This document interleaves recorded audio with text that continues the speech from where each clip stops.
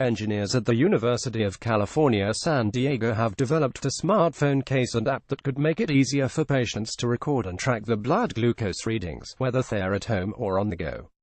Currently, checking blood sugar levels can be a hassle for people with diabetes, especially when they have to pack their glucose monitoring kits around with them every time they leave the house.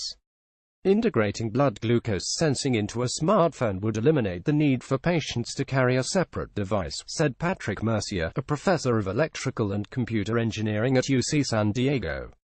An added benefit is the ability to autonomously store, process and send blood glucose readings from the phone to a care provider or cloud service. The device, called GPhone, is a new proof-of-concept portable glucose sensing system developed by Mercier, nanoengineering professor Joseph Wang, and their colleagues at the UC San Diego Jacobs School of Engineering. Wang and Mercier are the director and co-director, respectively, of the Center for Wearable Sensors at UC San Diego. The team published the work in Biosensors and Bioelectronics. GPhone has two main parts. One is a slim, 3D printed case that fits over a smartphone and has a permanent, reusable sensor on one corner. The second part consists of small, one-time use, enzyme-packed pellets that magnetically attach to the sensor. The pellets are housed inside a 3D printed stylus attached to the side of the smartphone case. To run or test, the user would first take the stylus and dispense a pellet onto the sensor. This step activates the sensor.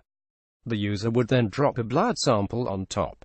The sensor measures the blood glucose concentration, then wirelessly transmits the data via Bluetooth to a custom-designed Android app that displays the numbers on the smartphone screen. The test takes about 20 seconds. Afterwards, the used pellet is discarded, deactivating the sensor until the next test.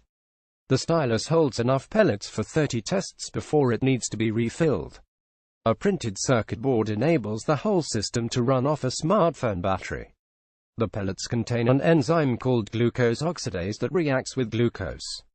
This reaction generates an electrical signal that can be measured by the sensor's electrodes.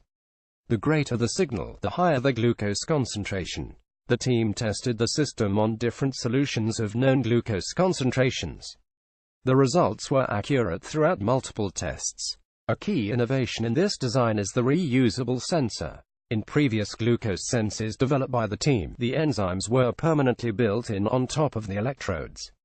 The problem was that the enzymes wore out after several uses.